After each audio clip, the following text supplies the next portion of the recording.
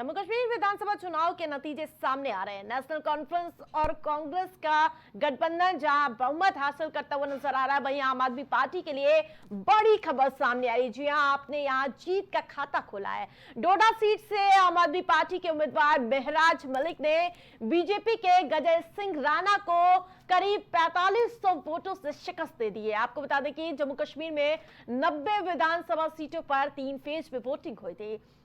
यहां पहले चरण के तहत 18 सितंबर को, यानी कि दूसरे चरण में 25 सितंबर और तीसरे चरण के तहत 1 अक्टूबर को वोटिंग हुई थी। तीनों फेज में कुल मिलाकर 63.45% की वोटिंग हुई थी और इस बार नेशनल कॉन्फ्रेंस और कांग्रेस ने गठबंधन में चुनाव लड़ा, जबकि महबूबा मुफ्ती की पीडीपी और भारतीय जनता पार्टी अपने दम पर ताल ठोकती हुई नजर आई।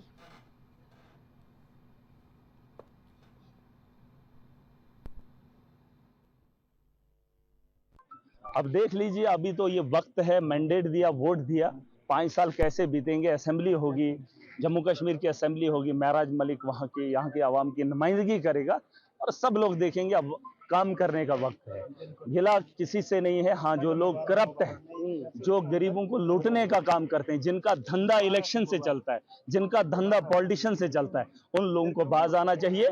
आज लोगों ने तुम्हें तुम्हारा आईना दिखा दिया। हट जाइए, रुक जाइए, अभी भी मौका है, हमें काम करने दीजिए। मजलूम को उम्मीद है इंसाफ की, महराज वो करके रहे। बहुत खुशी है पूरी आम आदमी पार्टी को कि आम आदमी पार्टी का कारवां, अरविंद केजरीवाल जी का कारवां, उनकी ईमानदारी की राजनीति देश के अलग अलग हिस्सों में पहुंच रही है। और मैं समझता हूं कि जो मॉडल हमारा दिल्ली पंजाब का है, अब उसकी चर्चा जम्मू कश्मीर में भी शुरू होगी। हरियाणा के जो परिणाम आए हैं उसके बारे में हम लोग बैठेंगे और उसके बारे में समीक्षा करेंगे।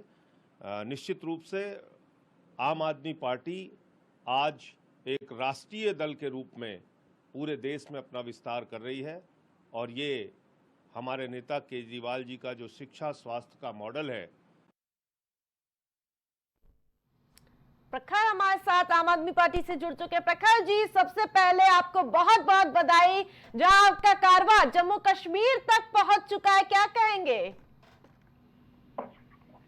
सबसे पहले आपको नमस्कार, आपके सभी दर्शकों को नमस्कार। देखिए, आज मैं आम आदमी पार्टी के परिवार की ओर से प्राइम टीवी के सभी दर्शकों को बहुत ही बधाई देना चाहता हूँ, शुभकामनाएं देना चाहता हूँ कि आज एक सच्ची ईमानदारी की राजनीति करने वाले आदरणीय अरविंद केजरीवाल की जो राजनीति है वो आज जम्मू कश्मीर में भी गूंजने जा रही है। सबसे पहले तो मैं महराज मलिक जी को बहुत बहुत बधाई दूंगा कि उन्होंने एक ऐतिहासिक जीत दर्ज करी। भारतीय जनता पार्टी के कैंडिडेट को निस्तनाबूद करके करारी शिकस्त देकर उन्होंने आम आदमी पार्टी का डोडा के अंदर परचम लहराने का काम किया। देखिए, मैं आप प्राइम टीवी के सभी दर्शकों को एक बहुत चीज बिल्कुल स्पष्ट आश्वासित करना चाहता हूं कि आम आदमी पार्टी एक वो पार्टी है जो आंदोलन की कोख से निकली हुई पार्टी है। हमने हमारा साफ साफ मैनिफेस्टो रहता है, स्कूल, शिक्षा, मोहल्ला क्लिनिक, अस्पताल, हमारा यही मैनिफेस्टो लेकर हम हर जगह हमने चुनाव लड़ा। और आज आम आदमी पार्टी का कारवां ये पांचवा राज्य है जहां पर हमारे विधायक मौजूद होंगे। प्रखर जी, दिल्ली, पंजाब और उसके बाद जम्मू कश्मीर, लेकिन हरियाणा में तो आप फेल हो गए। निश्चित तौर पर देखिए, जब मैं फिर वही बात कहूंगा, जनता से बढ़ के कोई अदालत नहीं होती और जनता का जनादेश से बढ़ के कोई जनादेश नहीं होता। निश्चित तौर पर देखिए, इस पे हमारे सारे वरिष्ठ नेता बैठेंगे, इस पे समीक्षा होगी और बैठने के बाद हम जरूर निष्कर्ष निकालेंगे कि हम कहाँ हमसे कमी रहेगी, कहाँ हम चूक गए। लेकिन निश्चित तौर पे ये आपके दर्शक बहुत इस तरह जानते हैं कि हमने एक सकारात्मक सोच अपनाई थी कांग्रेस से मिलकर गठबंधन लड़ने के लिए हरियाणा में। कांग्रेस को बड़ी चित हाथ लगी है। केजरीवाल जेल से छूटे थे, उसके बाद कहीं ना कहीं माना जा रहा था कि कांग्रेस के लिए आप वोट कटवा साबित हो सकते हैं।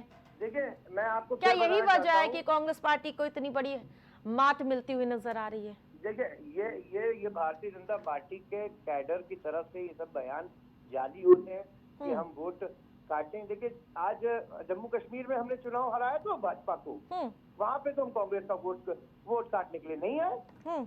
अच्छा दूसरी बात आप एक चीज समझिए ना, जितनी विपरीत स्थिति में आम आदमी पार्टी ने चुनाव हर राज्यों में लड़ा है, वो एक अपने में ही एक बहुत बड़ी जीत है। हमारे सारे राष्ट्रीय नेताओं को आदरणीय प्रधानमंत्री श्री नरेंद्र मोदी जी ने जेल में डाल दिया।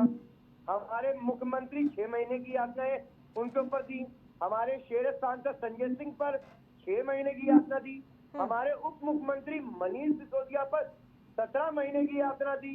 हमारे सत्येंद्र जैन जी पर 2 साल से यातनाएं चल रही हैं। तो आप समझिए जिस तरीके से हमारे सारे राष्ट्र स्तर के नेताओं को जेल में बंद करने का, और अभी आप देखिए कल वर्तमान की कल की घटना है, संजीव अरोड़ा जी पर रेड हुई है ईडी की।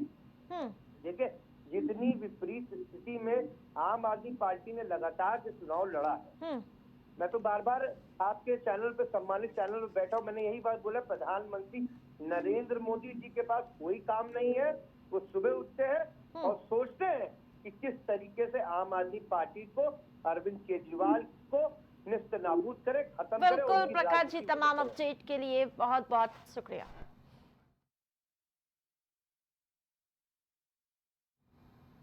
हरियाणा विधानसभा चुनाव में तो शाम सीट पर किरण चौधरी दबदबा बरकरार रखा है। जी हां, आपको बता दें कि कांग्रेस से पालना बदलने के बाद किरण चौधरी और बेटी श्रुति चौधरी भाजपा में चली गई थी। अब तो शाम सीट से श्रुति ने सीट यानी कि जो जीत हासिल कर ली है, यहां पर उन्होंने अपने चचेरे भाई को मात दे दी है। श्रुति चौधरी ने टीम इंडिया के मैनेजर रहे अनिरुद्ध चौधरी को हराया है। अहम बात यह है कि अनिरुद्ध चौधरी के लिए क्रिकेटर वीरेंद्र सहवाग ने भी वोट मांगे थे, लेकिन वो भी उन्हें जीत नहीं दिला पाए। ऐसे में सहवाग की चंद घंटे की सियासी पारी भी बेकार चली गई। जानकारी के अनुसार तो शाम सीट पर पूर्व सीएम बंसीलाल परिवार को अगली पीढ़ी उनके सियासत पर हक के लिए लड़ रही है। इसी कड़ी में अनिरुद्ध चौधरी यहां पर अपने चाचा की बेटी के सामने चुनावी मैदान में उतरे थे।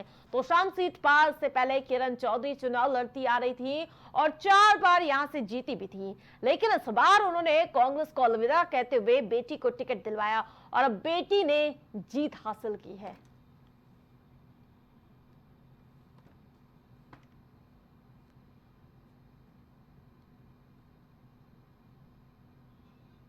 तो वहीं आपको बता दें कि श्रुति चौधरी ने अपने भाई को हरा दिया। जिस प्रकार से हरियाणा का रण देखने को मिला, जिसमें कहीं ना कहीं परिवार एक दूसरे के भी खिलाफ लड़ता हुआ नजर आया। जिस प्रकार से जब वीरेंद्र सहवाग मैदान में उतरे चुनावी सियासत में, तो कहीं ना कहीं माना जा रहा था कुछ ना कुछ दमखम बिखेरते हुए नजर आएंगे, लेकिन उनकी ये पारी कांग्रेस पार्टी के लिए काम ना आई, क्योंकि इस बार भी लहर कहीं ना कहीं भारतीय जनता पार्टी की देखने को मिली।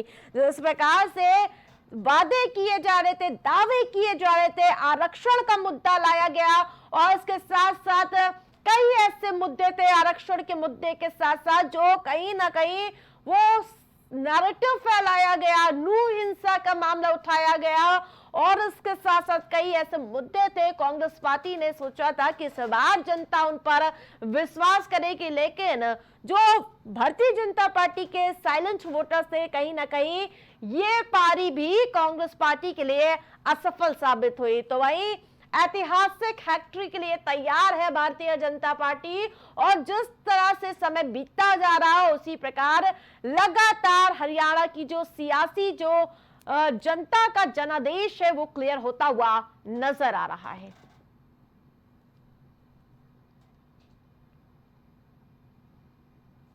तो वहीं पीएम का काम लगातार लोगों को लुभाता हुआ नजर आया। इसके साथ साथ नायाब सैनी नायक बनकर उभरते हुए नजर आए हैं।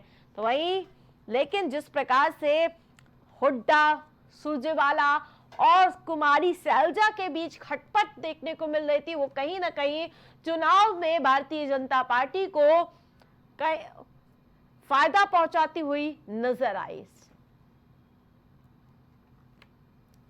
तो जिस प्रकार से अभी के जो रुझान सामने आए हैं उसमें कहीं ना कहीं बहुमत दिखाते हुए रुझान में नजर आ रहे भारतीय जनता पार्टी को, और विपक्षी दल के तौर पर एक बार फिर से कांग्रेस बनकर उभरी है।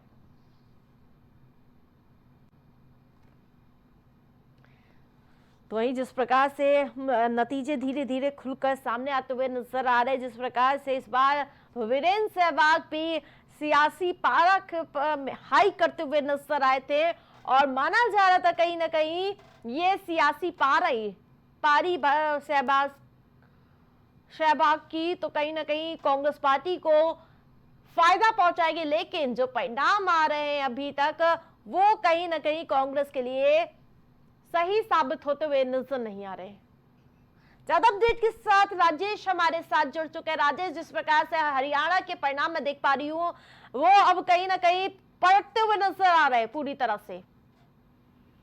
बिल्कुल आरती, अगर बात की जाए हरियाणा में, वहाँ पे हरियाणा में चुनाव की, तो कहीं कहीं देखा जाए तो हरियाणा का चुनाव जो है वो बीजेपी के पक्ष में पूरी तरीके से चला गया। दूसरी चीज आपको बता दें कि जिस तरीके से कांग्रेस लगातार कह रही थी कि हरियाणा का चुनाव कांग्रेस जीत रही है, और जिस तरीके से कांग्रेस को वहाँ पे रुझान से पहले जो आंकड़ा था वो जो कांग्रेस के पक्ष में दिखाई दे रहा था, कहीं वो आंकड़ा बिल्कुल बदल गया।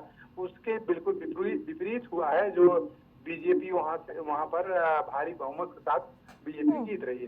तो दूसरी चीज आप बता दें कि रही चीज अगर जहाँ विनेश फोगाट की, तो कहीं कहीं देखा जाए विनेश फोगाट तो जीत गई, लेकिन जो मुद्दा था हरियाणा का किसानों का युवाओं का, और बात की जाए तो जो वहाँ पे अग्निवीर का मुद्दा था, कहीं कहीं देखा जाए तो ये सारे मुद्दे काम नहीं आए, और पहलवानों का मुद्दा भी काम नहीं आया हरियाणा में, क्योंकि जिस तरीके से लगभग हजारों किसान, हरियाणा के हजारों किसान की मौत हुई थी जब किसान धरना प्रदर्शन कर रहे थे एमएसपी को लेकर, तो कहीं कहीं देखा जाए तो सारी चीजें काम नहीं आई कांग्रेस को। और दूसरी चीज आप बता दें कि बीजेपी वहाँ पे बहुमत के साथ बीजेपी वहाँ पे जीतने में कामयाब हो रही है। कहीं ना कहीं राजेश, कुमारी सैलजा, सुरजेवाला और हुड्डा के बीच अनबन भी कहीं ना कहीं हार की वजह मानी जा रही है। बिल्कुल आरती, अगर देखा जाए तो जिस तरीके से कुमारी सैलजा जो है अभी कुमारी सैलजा, और जो बिल्कुल बात सही है कि जिस तरीके से अभी मतभेद चल रहा था कुमारी सैलजा के साथ में, तो जाहिर सी बात है कि कहीं कहीं देखा जाए तो कांग्रेस के लिए ये चीजें नुकसानदायक साबित हुई हैं। लेकिन जिस तरीके से मुद्दा था कांग्रेस हरियाणा में वो किसानों का, और मुद्दा था वहाँ पे पहलवानों का, मुद्दा था वहाँ पे अग्निवीर का, तो जाहिर सी बात है ये सारे मुद्दे काम नहीं आए, और वहाँ पे हरियाणा के लोगों ने जो वोटिंग की है, कहीं कहीं देखा जाए तो इन सारी चीजों से उठकर हरियाणा में लोगों ने वोटिंग की और बीजेपी। लेकिन राजेश, कांग्रेस पार्टी हर बार की तरह इस बार भी चुनाव आयोग को जिम्मेदार ठहरा रही है। बिल्कुल, जिस तरीके से कांग्रेस पार्टी जिम्मेदार ठहराई है चुनाव आयोग को, कि चुनाव आयोग जो है वो रिजल्ट जो है वो अपडेट नहीं कर रही है, तो कहीं कहीं देखा जाए तो देखिए जब पार्टी कोई भी वो हारती है, कोई पार्टी जब सफलता पाने में उसको कमी रह जाती है, तो जाहिर सी बात है कि वो किसी न किसी चीज पर ठीकरा फोड़ती है। बिल्कुल राजेश, तमाम अपडेट के लिए आपका बहुत बहुत धन्यवाद।